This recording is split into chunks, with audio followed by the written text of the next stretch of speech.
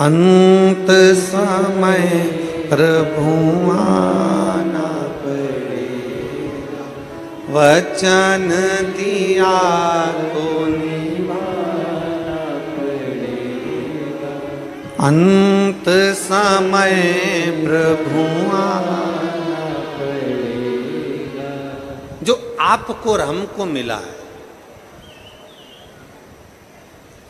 कहीं जाओ मत जाओ, अपने मन को पवित्र बनाकर भगवान शिव की अविरल भक्ति को धारण। जरूरी नहीं कि किसी तीर्थ में बैठोगे तो भगवान मिलेगा, जरूरी नहीं कि कहीं नदी के तट पर जाकर बैठोगे तो भोलेनाथ मिलेगा, जरूरी नहीं कि घर छोड़कर बाबा बन जाओगे, साधु बन जाओगे, सन्यासी बन जाओगे, तपस्वी बन जाओगे, साधक बन जाओगे तो शिव मिलेगा। शिव महापुराण की कथा कहती है हमें बाबा नहीं बनना है। शिव महापुराण की कथा कहती है हमें बाबा नहीं बनना। शिव महापुराण की कथा कहती है हमें बाबा का बनना है, हमें भोलेनाथ का बनना है।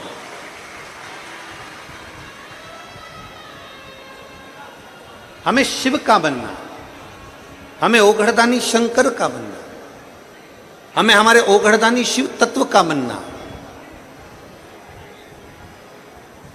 अगर कोई आपसे कह दे अपना घर छोड़कर बाबा बन जाना, ना ना कह देना सियोर वाला महाराज मना करा, हमें बाबा नहीं बनना, हमें बाबा का बनना है। बाबा बनना अलग बात है और बाबा का बनना अलग बात है।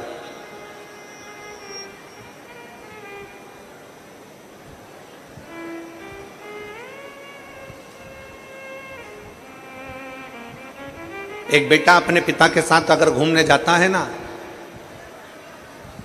अगर बेटा पिता के साथ घूमने जा रहा है और बहुत भीड़ है, बहुत भीड़, बहुत भीड़, अब इतनी भीड़ होने पर बेटा और पिता दोनों साथ में हैं और इतने में बहुत भीड़ पड़ रही हो और पिताजी बेटे से कहें कि बेटा एक काम करो कि तुम मेरा हाथ पकड़ लो। पिताजी बेटे से कहें कि तुम मेरा हाथ पकड़ लो। उस जगह पर बेटे की चतुरता होना चाहिए कि बेटा अपने बाप से कह दे, अपने पिता से कह दे पिताजी अगर मैं हाथ पकड़ूंगा तो हो सकता है कहीं छूट जाए, आप मेरा हाथ पकड़ लो, क्योंकि बाप अगर हाथ पकड़ता है तो फिर छूटता नहीं। अगर मैं हाथ पकड़ूंगा तो हो सकता है छूट जाए, पर अगर मेरा भोले बाबा, मेरा शिव, मेरा शंकर, मेरा ओघड़दानी, मेरा त्रिकालदर्शी, मेरा कैलाशी, अविनाशी, मेरा शिव जब आपका हाथ पकड़ता है तो निश्चित है कि वो छूटता नहीं। क्यों छूटेगा? हम हमेशा एक बात कहते आए हैं कि मंदिर जाओ, अपने घर के नजदीक में जो शिवालय है, अपने घर के पास में जो शंकर का मंदिर है, वहां जाओ, एक लोटा जल चढ़ाओ। एक लोटा जल चढ़ाने का मतलब क्या? एक लोटा जल चढ़ाने का मतलब है कि आप जब अपना हाथ आगे बढ़ाकर शंकर के शिवलिंग पर जल चढ़ाओगे, जब अपना हाथ आगे बढ़ा दोगे, जब अपना हाथ शंकर को पकड़ा दोगे, एक लोटा जल के बहाने ये हमारा हाथ शंकर के ऊपर जाता है, तो ऊपर नहीं जाता। मेरे ओघड़दानी जल चढ़ते से ही अपने शिव भक्त का हाथ पकड़ लेते हैं और उसे कहीं गिरने नहीं देते, उसे कहीं गिरने नहीं देते।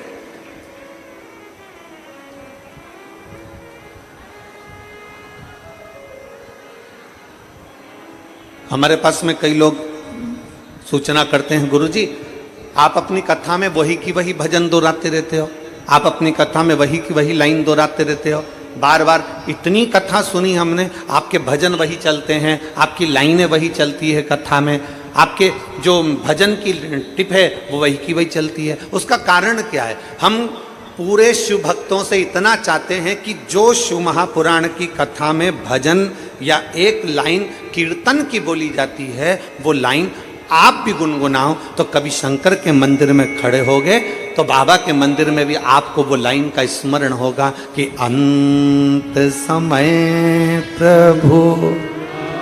जितने बैठे हो सब गाइए, वचन दिया तो निभाना पड़ेगा, आए ना आए प्रभु कुटुंब कबीला, अंत समय प्रभु आना पड़ेगा।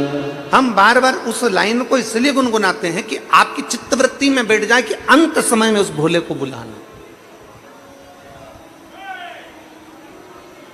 अंत समय में उस परमात्मा को बुलाना, अंत समय में उस शिव को बुलाना।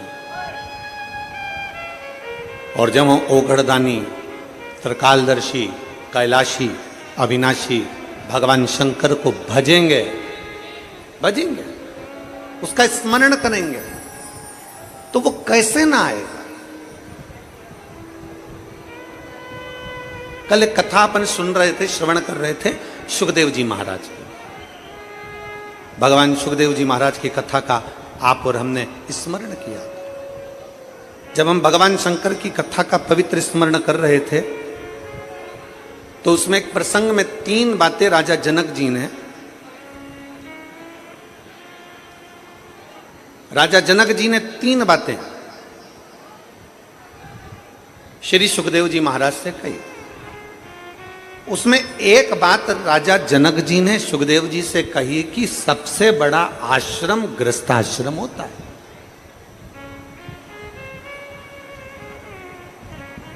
दुनिया का सबसे बड़ा आश्रम गृहस्थाश्रम है। साधु बनना सरल है, सन्यासी बनना सरल है, तपस्वी बनना सरल है, साधक बनना सरल है, उपासक बनना सरल है, पर अपने घर में, अपने परिवार में अपनी पत्नी, अपने पति, अपने बच्चे, अपने भाई, अपने बंधु, अपने सखा, अपने मित्र, अपने दोस्त और अपने अपनों के साथ में घर में रहना बड़ा कठिन है।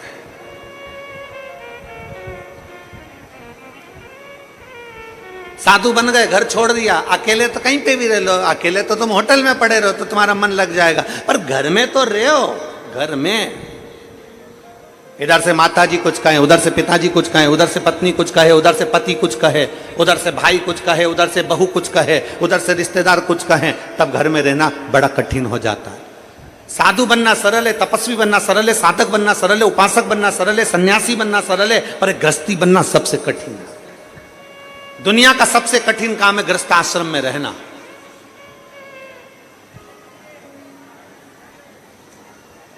और जितने सन्यासी थे, जितने तपस्वी थे, जितने साधक थे, उन्हें भगवान बहुत बाद में मिला। जो गृहस्थी थे उनको भगवान जल्दी मिल गए। मीराबाई गृहस्थी थी, पति परिवार के साथ रहती थी, गिरधर गोपाल मिल गए। कर्माबाई भगवान मिल गए। नामदेव जी भगवान मिल गए। संत तुकाराम जी भगवान मिल गए। मुक्ताबाई भगवान मिल गए। बड़ी सरलता से रामकृष्ण परमहंस भगवान मिल गए। गृहस्थ आश्रम एक ऐसा आश्रम है जिसमें रहकर आप अगर भगवान को एक क्षण भी पुकार रहे हो तो भगवान आपको प्राप्त हो।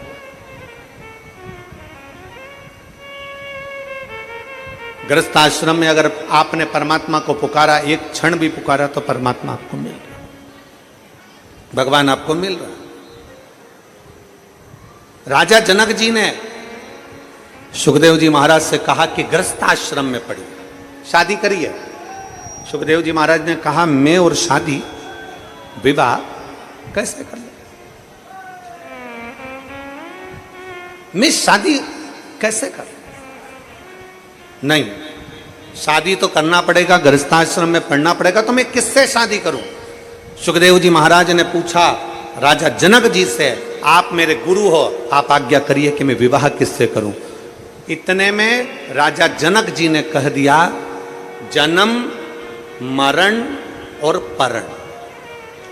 जन्म, डॉक्टर बोल भी देना कि इतनी तारीख तक डिलीवरी हो जाएगी, इतनी तारीख तक जापा हो जाएगा, पर जब तक मेरा बाबा ना चाहे तब तक जन्म नहीं हो सकता। जब तक मेरा बाबा ना चाहे तब तक जन्म नहीं हो सकता। जन्म, मरण, किसी ने हाथ देखकर कह दिया, पत्रिका देखकर कह दिया, खूब लंबी उम्र है, खूब जियोगे, 80 साल, 90 साल, 100 साल, खूब लंबी उम्र है। मालूम पड़े अटैक आया, निपट गया। बैंक का खाता बंद। चल समाप्त। चला। अब तो किसी ने, महाराज जी तुमने तो पत्रिका देखकर कहा था कि उम्र बहुत है, तुमने हाथ देखकर कहा था कि उम्र बहुत है, और ये तो अटैक आए और चले गए। और किसी किसी को डॉक्टर ने कह दिया कि इसकी अंतिम सांस चल रही है, इसको घर ले जाओ। उसको घर ले गए, 4 बार गोबर से लीप के नीचे सुला दिया तो भी प्राण नहीं छूटे। वो जैसी की जैसी थी, वो जैसा की जैसा ही था, मरा ही नहीं। जन्म, मरण, और तीसरे नंबर पर है परण। परण मतलब शादी, विवाह। किसके साथ होगा, कब होगा, कैसे होगा, कहां होगा, ये उसने निश्चित कर कर रखा। परण ये उसने निश्चित करा।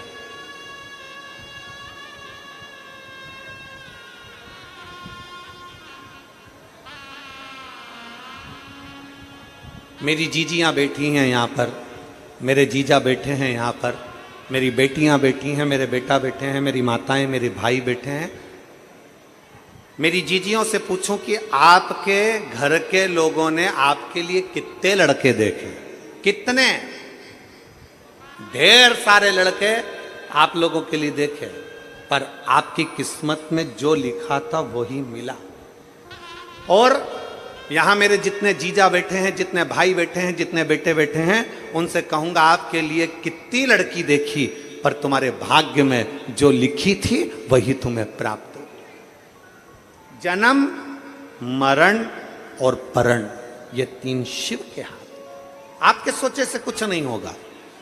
सुखदेव जी महाराज जाइए, आपकी भक्ति का बल जब बढ़ेगा, आपके विश्वास का बल बढ़ेगा, आपकी श्रद्धा का बल बढ़ेगा, जब आप भगवान की अविरल भक्ति में डूबने लगोगे, तब भगवान ने तुम्हारे ललाट में जो स्त्री लिखी होगी वो तुम्हें मिल जाएगी। जाइए, चले। सुखदेव जी महाराज वन में पहुंच गए।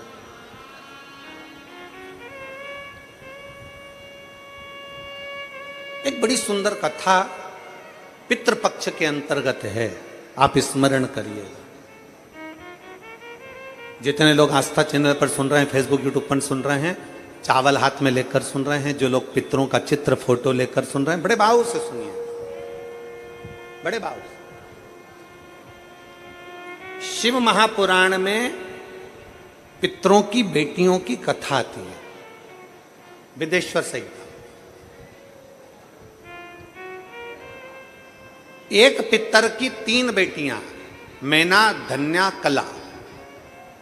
मैना जी की गोद में पार्वती जी, धन्या सुनैना बनी जिनकी गोद में माता सीता जी, कला कीर्ति बनी जिनकी गोद में राधा जी। ये पितरों की कन्या। राधा जी के नाना जी का नाम पितृदेव है, सीता जी के नाना जी का नाम अगर देखा जाए तो पितृदेव का वर्णन है, पार्वती जी के नाना जी का नाम आएगा तो पितरों का वर्णन आएगा, क्योंकि पितरों की 3 बेटियां हैं, मैना, धन्या और कला।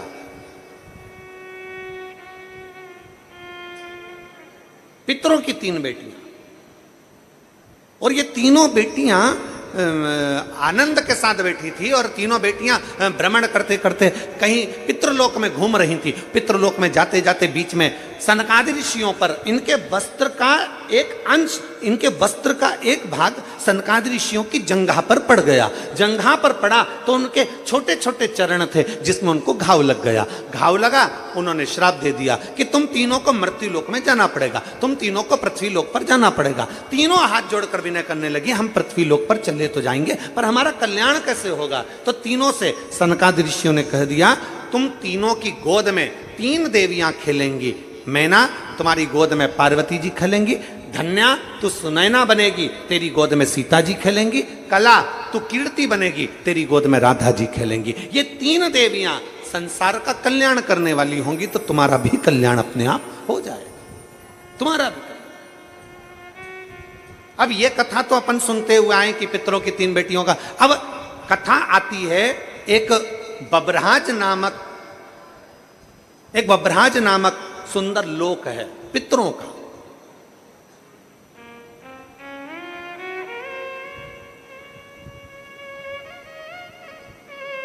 बभ्राज नामक एक सुंदर पितृलोक है, बड़ा सुंदर पितृलोक है, जहां पर पितरों के स्वामी आर्यमा अपने एक मित्र, अपने एक भाई के साथ में विराजमान।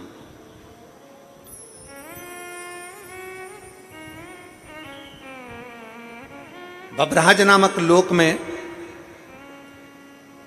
बर्हिपक्ष नामक एक पितृदेव रहते हैं। पितृदेव, अब आपके स्मरण में रहे कि पितरों के लिए खीर बनाई जाती है, पितरों के लिए चावल की खीर का निर्माण किया जाता है, पितरों के लिए मांस की दाल मतलब उड़द की दाल का प्रयोग किया जाता है, पितरों के लिए तुरई गिलकी का प्रयोग किया जाता है। ये हमारे यहाँ कई लोग कहते हैं कि साहब आपने मांस की दाल अर्थात उड़द की दाल का या तो दही बड़ा बनाना था, या आपको मंगोड़ा बनाना था, या आपको इमरती बनाना थी, और खीर पितरों के लिए जरूर बनाना थी। तो ये कहाँ, क्यों, किस लिए, किस लिए?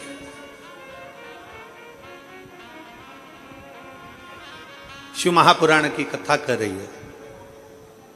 बभ्राज नामक सुंदर लोक में, पितरों के लोक में बहिर्पक्ष नाम के एक पितृ विराजमान है।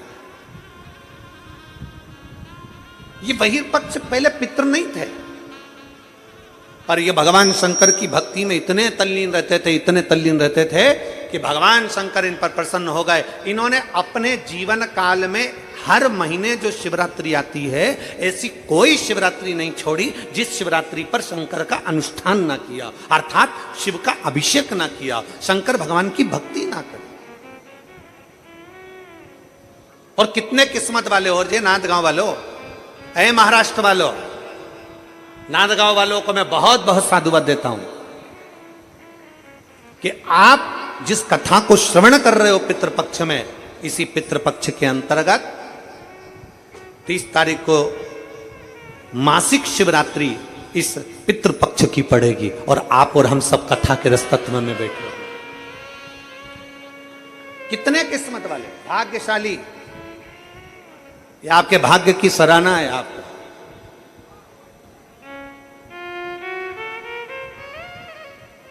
और आज कितनी तारीख है?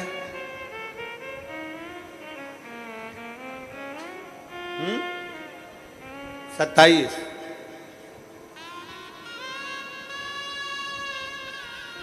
बाबा की भक्ति का एक आनंद अपने जीवन में हमें लेना, अपने बर्हिपक्ष शिव की भक्ति में लगे रहते थे, पंचाक्षर मंत्र, षडाक्षर मंत्र का प्रयोग करते थे। ओम नमः शिवाय, ओम नमः शिवाय, ओम नमः शिवाय। लगे भगवान बहिर्पक्ष भगवान शिव की भक्ति में लगे हुए थे। इतनी भक्ति करी, इतनी भक्ति करी कि देवाधिदेव महादेव प्रसन्न हो गए। वर मांग, तुझे क्या चाहिए? प्रभु, जो दुनिया का सबसे सुंदर लोक हो वो मेरे को दे दे। जो दुनिया का सबसे सुंदर लोक। कई लोग कहते हैं गुरुजी हमारा दुख नहीं कट रहा, हम बड़े तकलीफ में, हमारा दुख नहीं कट रहा, हमारा दुख बड़ा परेशान करे जा रहा है, हमारा दुख नहीं कटता, हमारा दुख नहीं कटता, हमारा दुख समाप्त नहीं होता। हमारा निवेदन है, जब रावण, हमारे लोग कहते हैं हमारी समस्या समाप्त नहीं हो रही, हमारी समस्या खत्म नहीं हो रही। हम कहते हैं जब रावण, कंस, हिरण्यकशिपु, हिरण्याक्ष,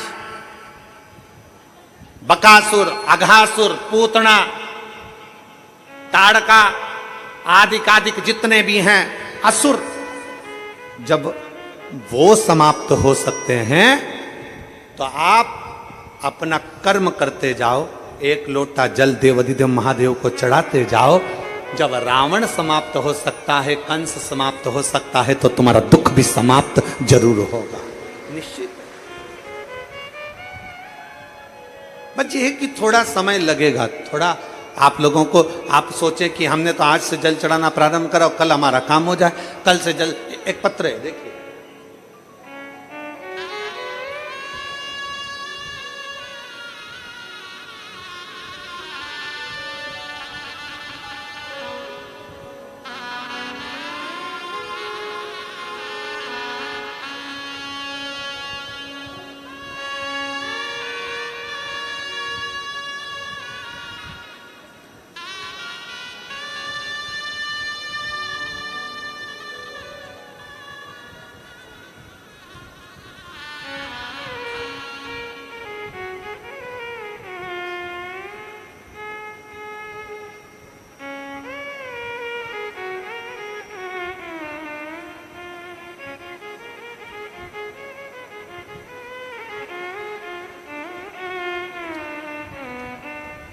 सो सुंचिता जितेंद्र पाटोले, लक्ष्मी नारायण लांस, धुलिया, महाराष्ट्र। कहीं बैठे हों तो हाथ हिला सकते हैं। आ जाइए, एक बेलपत्र ले जाइए, आ जाइए, आ जाओ। गुरुदेव, मुझे एक बेटा और 2 बेटियां हैं। मेरे पति बस कंडक्टर हैं, सब कुछ है भी और नहीं भी है। गुरुदेव,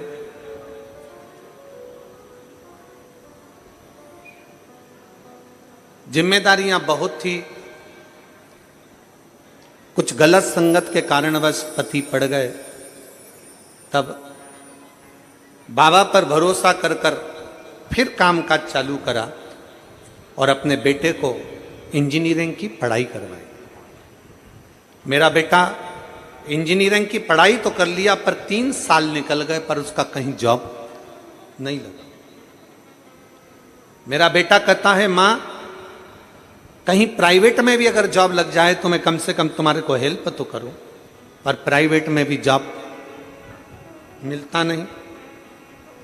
मेहनत करी, प्राइवेट में जॉब किया, फिर आखिरी में बेटे ने कहा, मां, आप कथा सुनती और कथा में वो सियोर वाला महाराज कहता है कि शंकर पर चढ़ाया गया जल कभी खाली नहीं जाता। तब मैंने अपनी पड़ोसन से पूछकर भगवान शंकर के पशुपति व्रत और शिवजी पे 1 लोटा जल का वर्णन अपने बेटे को कहा, और बेटे ने भी पशुपति व्रत और 1 लोटे जल का महत्व को जाना। और बाबा देवाधिदेव महादेव की कृपा का मैं क्या गुणगान करूं गुरुदेव।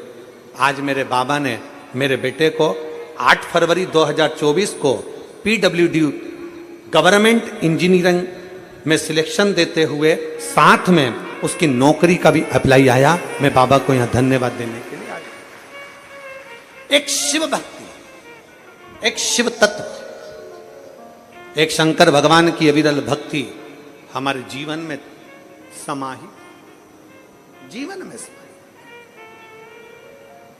और मैंने तेरे ही भरोसे बाबा, तेरे ही भरोसे हवा बिच उड़ती जावाई, बाबा डोर हंतो छड़ी ना में कटनी जावाई, भोले मैं तेरी पतंग, शंभो मैं तेरी पतंग, हवा बिच उड़ती जावागी, बाबा डोर हंतो छड़ी ना में कटनी जावागी, भोले मैं तेरी पतंग, शंभो मैं तेरी पतंग, हवा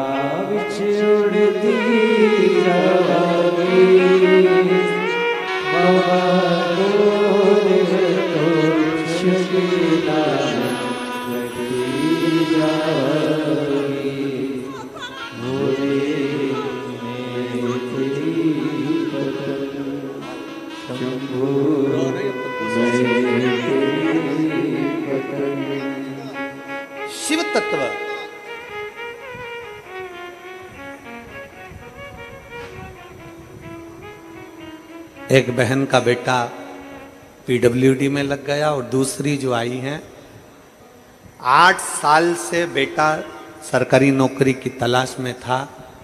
बाबा के कावड़ यात्रा भरी सीहोर की और बाबा की कृपा से महाराष्ट्र पुलिस में उसका सिलेक्शन हो गया और वो भी उसमें शिव तत्व है। अभी पुणे में सर्विस कर रहा है।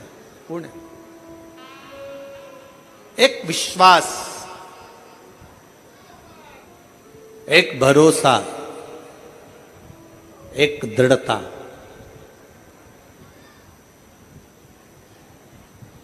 अपने भीतर अगर होगी तो शिव तत्व जरूर मिलेगा, शंकर जरूर प्राप्त। और खाली ना जाता कोई दर से तुम्हारे, खाली ना जाता कोई दर से तुम्हारे, मैं भी खड़ी हूँ नदी बाहें फैलाए, अपने हृदय से लगा लो, गिरा जा रहा हूँ, उठा भोले अपने दर से अब तो न टालो, गिरी जा रही हूँ, उठा भोले अपने दर से अब तो न टालो, गिरा जा रहा हूँ, उठा। ये मानव की देह, ये मानव का शरीर शिव तत्व से मिल तो गया। ये मानव की देह, मानव का शरीर प्राप्त तो हो गया। कहा, बहिर्पक्ष ने कहा, शिव की आराधना से अगर मुझे देना चाहते हो तो सुंदर एक लोक दे दीजिए। बब्रहाज नामक पितरों का एक लोक प्रदान कर दिया। शंकर ने दिया, शिव ने। कोई लेट बनता है, कोई जल्दी बनता है, शिव को जल चढ़ाने वाला एक दिन सेठ जरूर बनता है। एक शंकर का जल चढ़ाया गया कभी खाली नहीं जा सकता, शिव का चढ़ाया गया जल कभी खाली नहीं जाएगा। आज अगर काम नहीं आया तो कल आएगा, कल नहीं आया तो परसों आएगा। अपनी जिंदगी में शंकर को चढ़ाया गया एक लोटा जल कभी निष्फल नहीं हुआ, उसका फल मिलता जरूर, वो जल का फल मिलेगा जरूर, खाली नहीं जा सकता। अब बहिर्पक्ष अपने पितृलोक में रहने लगे। इतना सुंदर लोक, इतना सुंदर लोक, जिस लोक में सब श्वेत आनंदमय हो, सबकी भलाई का कार्य होता हो। दुनिया के लोग कहते हैं पितृलोक ऐसा है, पितृलोक वैसा है, पितृलोक ऐसा है। ना, श्राद्ध पक्ष की कथा सुन रहे हो आप सब, आस्था चैनल के माध्यम से कथा सुन रहे हो, फेसबुक यूट्यूब पर सुन रहे हो, और पंडाल में लाखों की संख्या में बैठकर इस पवित्र नांदगांव से कथा का रसपान कर रहे हो। अपने भीतर उतारिएगा कि पितृलोक कभी बुरा नहीं होता, पितृलोक कभी बेकार नहीं होता, पितृपक्ष कभी बेकार नहीं होता। जो दुनिया के लोग कहते हैं कि पितृपक्ष में सामान मत खरीदो, पितृपक्ष में मकान मत बनाओ, पितृपक्ष में मकान का मुहूर्त मत करो, पितृपक्ष में ये मत करो, श्राद्ध में ये मत करो, श्राद्ध में वो मत करो, सबके हाथ जोड़कर कह देना कि पितृपक्ष में मेरा शंकर देव अधिदेव महादेव और पितृदेव, ये दोनों की कृपा बरसती है और हमारा कल्याण होता है।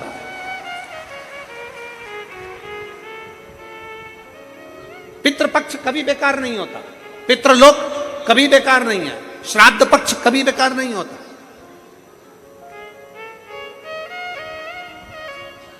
श्रद्धा कभी बेकार नहीं होती, आपके भीतर की श्रद्धा होना चाहिए। किया गया अच्छा कर्म कभी बेकार नहीं होता। आप अच्छा कर्म करते रहो, कभी आपके जीवन में तकलीफ नहीं है, कभी तकलीफ नहीं है।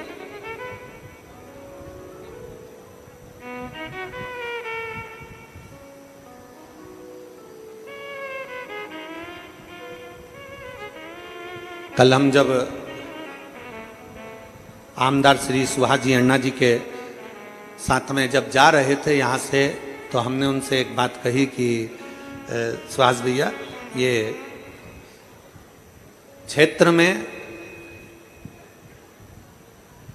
अगर किसी के जीवन में थोड़ा बहुत भी रोग बीमारी का क्रम आता है तो उसका साथ, तो हमको तुरंत उसी समय पर अंजुम ताई बोली कि गुरुजी लगभग हमारे नांदगांव और ये आसपास के मनवाड़ क्षेत्र के अंतर्गत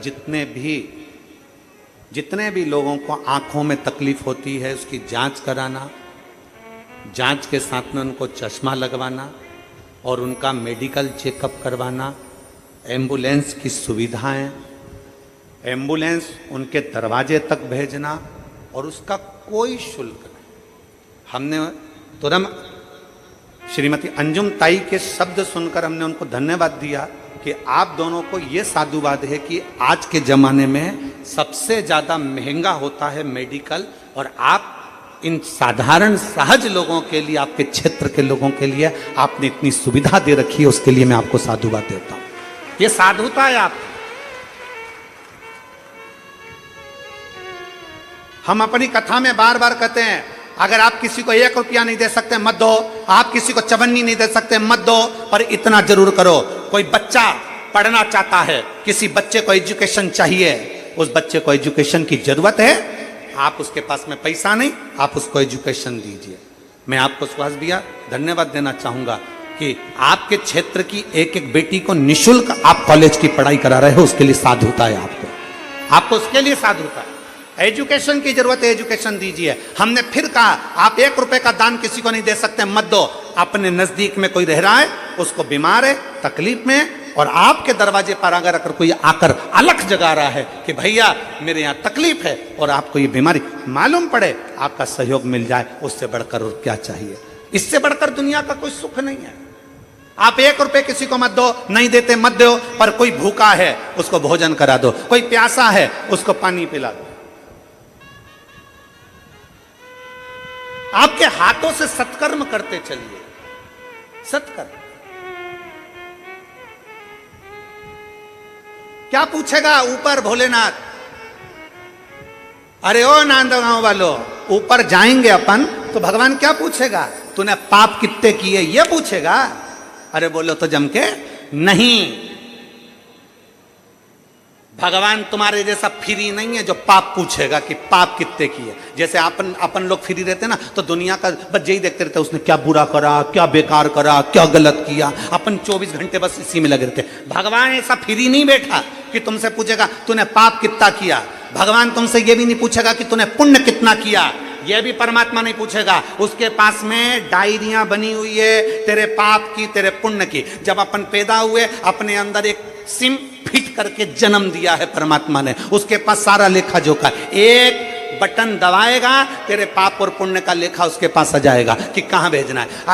पहले का समय था कि चित्रगुप्त महाराज खाता देखते थे, आजकल चित्रगुप्त महाराज भी लैपटॉप रखते हैं। पहले का समय था कि चित्रगुप्त महाराज खाता देखते थे, आज के समय में चित्रगुप्त महाराज लैपटॉप रखते हैं, एक बटन में दबाते हैं, बस दबाते थे देख लेते कितना पाप कितना पुण्य। बस उसी तरह भगवान तुमसे नहीं पूछेगा कि तुम्हारा पाप कितना किया, भगवान तुमसे नहीं पूछेगा कि तुमने पुण्य कितना करा, पर भगवान तुमसे जरूर पूछेगा कि तेरे को मनुष्य का शरीर दिया था, पृथ्वी पे जाके एंजॉय कितना किया, खुश कितना रहा, सुखी कितना रहा, तूने अपने आनंदमय जीवन को कितना जिया। ये मानव का शरीर बार बार नहीं मिलता। 83,99,999 जन्म निकलने के बाद 84,00,000वें नंबर का जन्म है मनुष्य का जन्म। और उस मनुष्य के जन्म में तूने भजन नहीं करा, मनुष्य के जन्म में तूने भक्ति नहीं करी, मनुष्य के जन्म में तूने किसी प्यासे को पानी नहीं पिलाया, मनुष्य के जन्म में तूने किसी भूखे को भोजन नहीं कराया, अपनी प्रसन्नता में जिया नहीं, पूरी जिंदगी रो रो के मर गया। कभी अभी हमने कथा में कहा था, छत्तीसगढ़ में बचपन में होमवर्क, जवानी में होम लोन और बुढ़ापे में अलोम विलोम,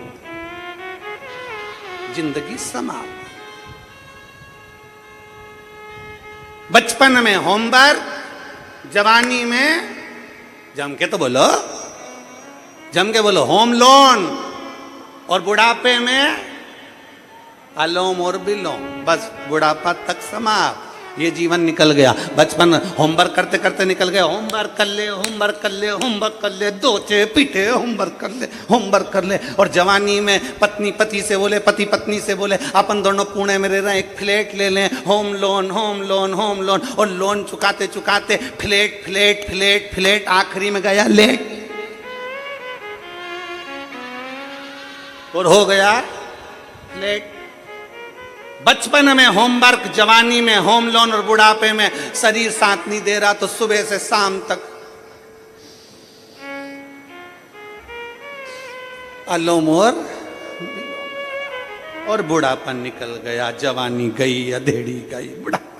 परमात्मा पूछेगा पाप कितना किया? भगवान इतना फ्री नहीं है तुमसे पूछे कि पाप कितना किया। भगवान इतना फ्री नहीं है कि तुमसे पूछे कि पुण्य कितना करा। भगवान तुमसे पूछेगा मनुष्य का शरीर दिया था, क्यों रे? नांदगांव में कथा हो रही थी, गया था, बैठा था, चले जाता, थोड़ा एंजॉय कर लेता, कहीं बैठकर कथा का रसपान कर लेता। ये मानव का शरीर मिला था, तूने यूं ही गवा दिया, बड़ी मुश्किल से मिला था, यूं ही चले गया। 7 दिन की कथा में आज 2 दिन चले गए। कितने दिन बचे? अरे बोलो तो 5 दिन। 5 दिन ऐसे ही चले जाएंगे और तुम सोच सोच के रह जाओगे, अब बस कल जाऊंगी, बस कल जाऊंगी। और कल से पहले, कल दोपहर में कथा होने वाली है 1 बजे से, और उसके पहले रात्रि के 11:30 बजे छाती में दर्द हुआ, निपट गई तो क्या करोगे?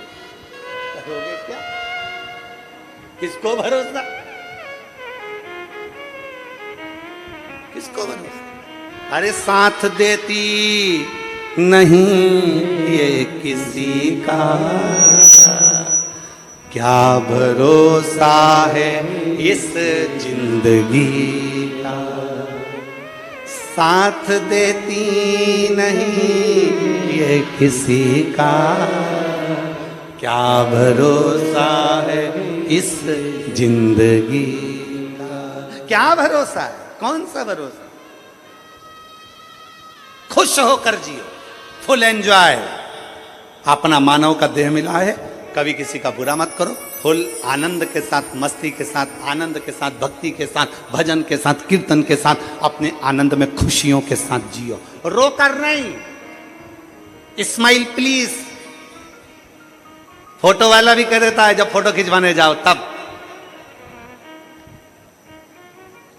फोटो वाला भी कहेगा ए आई स्माइल, ए भाऊ स्माइल। फिर निवेदन है, कितने सारे लोग फोटो ले लेके आए हैं अपने पूर्वजों का। फोटो को देखकर जरा विचार करो, इनका एक ही फोटो है। आपसे निवेदन है, जिंदा होना तब तक डीपी पे रोज फोटो बदलो, नहीं तो आखिरी में तो एक दीवार पे भी लग जाता है, दीवार पे। और जितना सेल्फी में स्माइल देते हो ना, उतना सेल्फ जीवन में स्माइल दीजिए, उतना अपने जीवन में स्माइल। खुश रहो, प्रसन्न।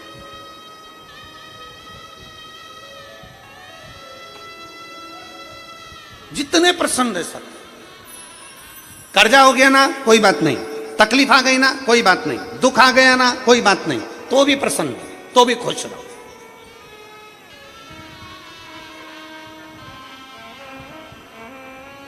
आप प्रसन्नता का जीवन जियो, प्रसन्नता।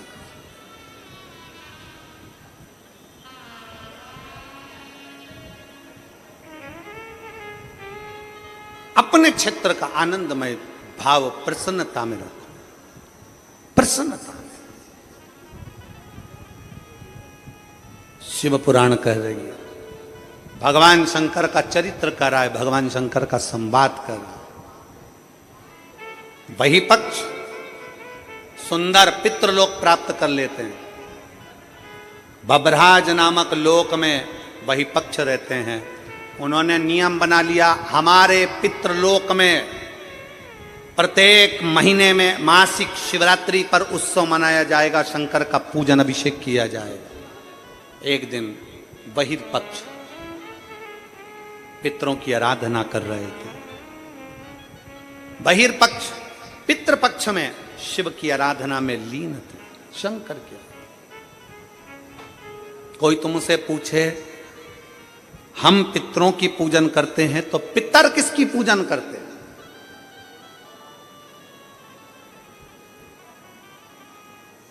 कोई तुमसे पूछे कि हम पितरों की पूजन करते हैं, तो पितृ किसकी पूजन करते हैं? उस समय पर आपका जवाब होना चाहिए कि पितृलोक में रहने वाले बहिर्पक्ष, पितृलोक में रहने वाले बहिर्पक्ष पितृ शंकर भगवान की आराधना में लीन रहते हैं, शिव की आराधना में लीन रहते हैं।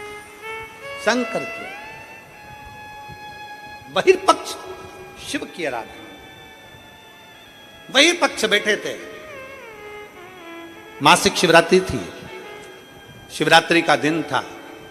उनके मन में आया मेरे घर में कोई ऐसी बेटी का जन्म हो, ऐसी कन्या का जन्म हो, ऐसी बेटी का जन्म हो जो संसार सागर में अपने आनंद के साथ जिए और जीवों का कल्याण करे। बहिर्पक्ष के घर में एक बेटी ने जन्म लिया जिसका नाम पीवरी हुआ। पीवरी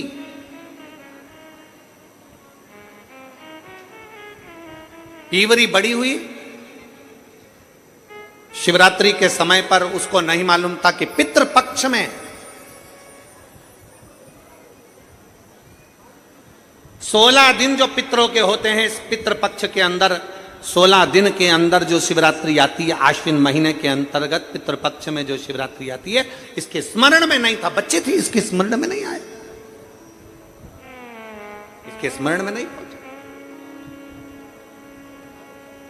पितृपक्ष में, पितृपक्ष के अंतर्गत, आश्विन के अंतर्गत श्राद्ध पक्ष में पड़ने वाली शिवरात्रि के दिन बैठी और शंकर भगवान के पार्थिव लिंग का निर्माण कर रही। पार्थिव लिंग का निर्माण करते करते पार्थिव लिंग के निर्माण का पूजन कर रही थी और पूजन करते करते उसके मन में आ गया, उसके मन में आया कि मैं विवाह करूं उससे, मैं विवाह उससे करूं जो संसार सागर के कल्याण की बात करे।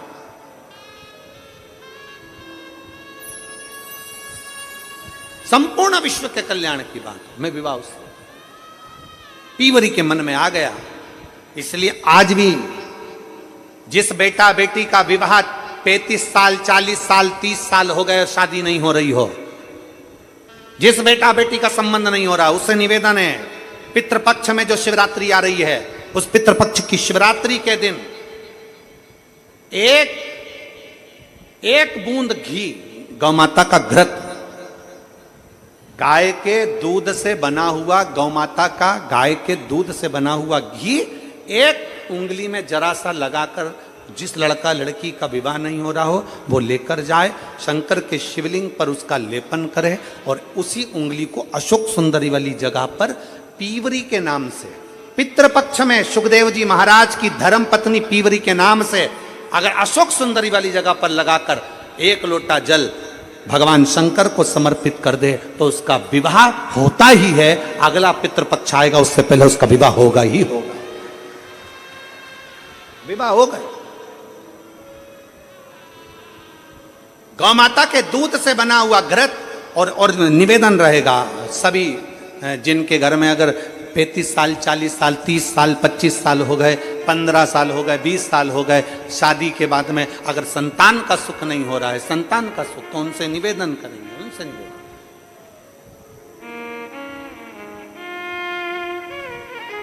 प्रयास करो श्राद्ध पक्ष में भगवान शंकर को थोड़ा सा शिवरात्रि के दिन घृत, गाय के दूध से बना हुआ घी, गाय के दूध से, नकली नहीं। नकली ने तो अभी धमाल मचा रखा है तिरुपति में,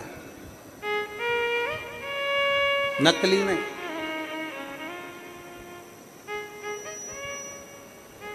कल हमने कथा में कहा था, आप लोगों के स्मरण में है, कल कथा में कहा था जरूरी नहीं कि 5 लीटर दूध भगवान को चढ़ाया जाए, जरूरी नहीं कि 10 लीटर दूध भगवान को चढ़ाया जाए, जरूरी नहीं कि ढेर सारी सामग्री भगवान को चलाई जाए। शंकर भगवान की कथा कहती है अगर एक बूंद, एक चम्मच भी अगर आप दूध दे रहे हो, असली दीजिए, गौ माता का दीजिए।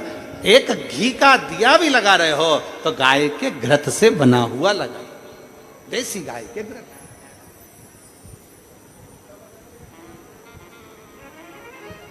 थोड़ा सा भी दो पर भगवान को शुद्ध दो, थोड़ा सा, अशुद्ध नहीं चाहिए भाई।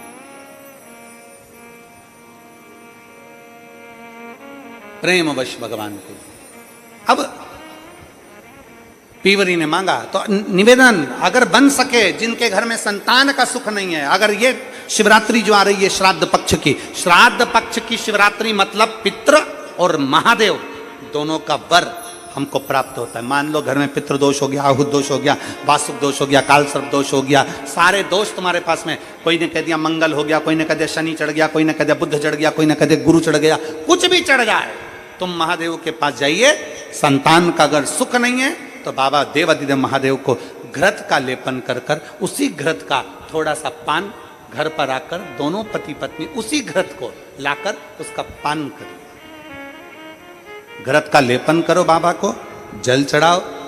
अगर लेपन नहीं कर सकते तो थोड़ा सा चढ़ाकर भी अगर लेकर आओगे और वो घृत का पान अगर करा है तो संतान का सुख होता ही है। पर ये केवल जो बताया जा रहा है ये पितृपक्ष के अंदर जो शिवरात्रि पड़ती है उसी में किया जाएगा, बाकी के समय नहीं किया जाएगा। केवल पितृपक्ष की, पितृपक्ष के अंदर। और मैंने तेरे ही भरोसे बाबा, तेरे ही भरोसे हवा बिच उड़ती जावांगी, बाबा डोर तो छंडीला में कटी जावांगी। पितृपक्ष की शिवरात्रि में आप ये कर्म कर सकते हैं। और बड़ी सहजता से सुन लीजिए, बहुत सहजता से।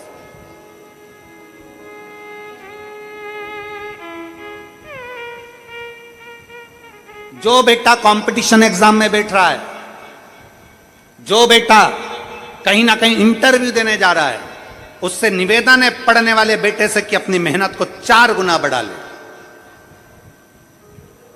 अपनी मेहनत को 4 गुना बढ़ा, खूब पढ़ो, खूब अध्ययन करो। और जब इस पितृपक्ष की शिवरात्रि आ रही है तो पितृपक्ष की शिवरात्रि पर एक बेलपत्र पर हमेशा आप लोगों को कहा कि आप कभी भी परीक्षा देने जाना तो बेलपत्री की मध्य पत्ती पर शहद लगाना। पर अगर पितृपक्ष चल रहा है और पितृपक्ष की शिवरात्रि है तो मध्य पत्ती पर थोड़ा सा गौमाता का घृत, गाय का घी उस बीच वाली पत्ती पर लगाकर बाबा देवादिदेव महादेव को इस डंडी का मुख उत्तर की ओर, डंडी का मुख कहां पर हो, जम के बोलो जरा, उत्तर की ओर। उत्तर जानते हो मतलब जहां शंकर जी का पानी बहकर जाता है, उत्तर की ओर डंडी का मुख हो। अगर डंडी का मुख उत्तर की ओर रखा है और घृत लगा हुआ आपने ये पितृपक्ष की शिवरात्रि पर अगर समर्पित किया है तो ये निश्चित है अगली शिवरात्रि जब आएगी पितृपक्ष की तो आपका पत्र उससे पहले इस व्यासपीठ पर जरूर मिलेगा, निश्चित। पितृपक्ष की शिवरात्रि साधारण नहीं है। पितृपक्ष की शिवरात्रि में एक भगवान शंकर और पितरों का एक आनंदमय भाव प्रकट होता है, आनंदमय भाव।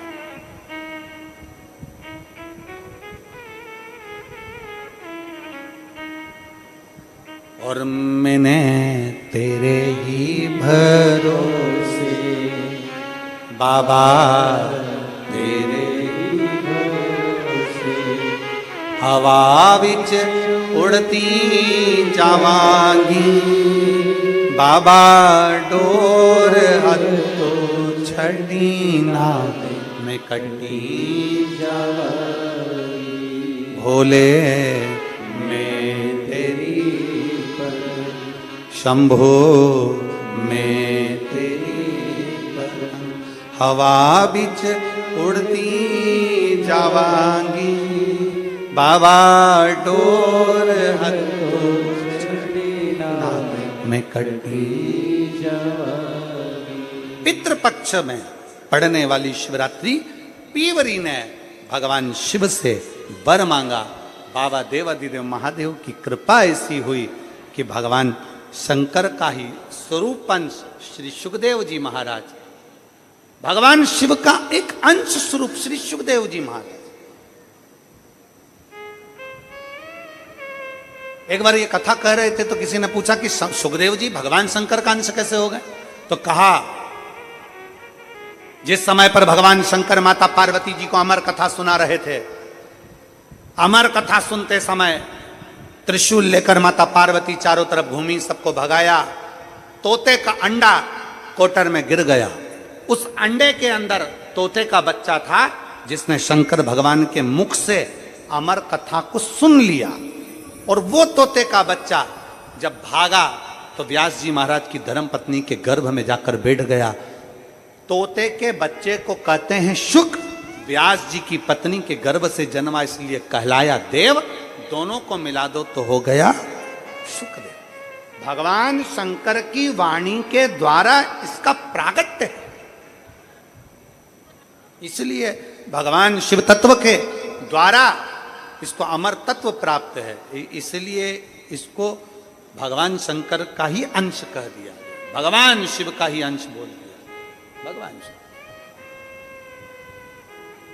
सुखदेव जी पीवरी, भगवान शंकर की आराधना में डूबी हुई पीवरी, भगवान शिव तत्व को प्राप्त करने वाली पीवरी, भगवान शंकर की अविरल भक्ति में डूबने वाली पीवरी, भगवान शिव से वर मांगती है कि मेरे को पति मिले तो आप सा स्वरूप, आप अमर तत्व को धारण करने वाला।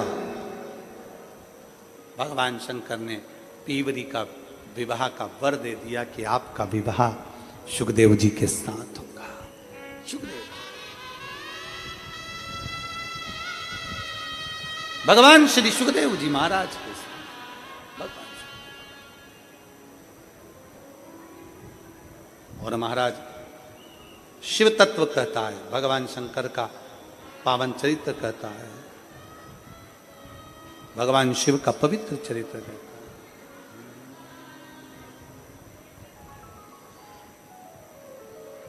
कि बुला लो काशी नगरी ओ भोले बाबा,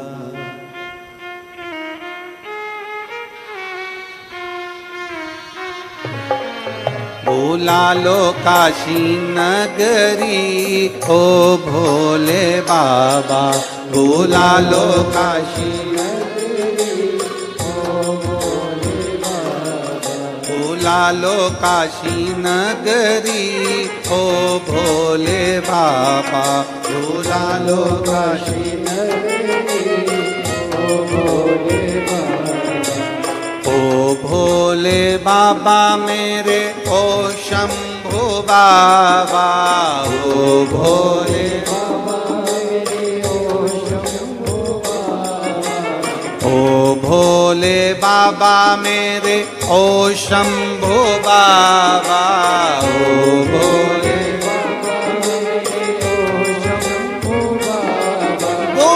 लो काशी नगरी ओ भोले बाबा, बुला लो काशी नगरी ओ भोले बाबा।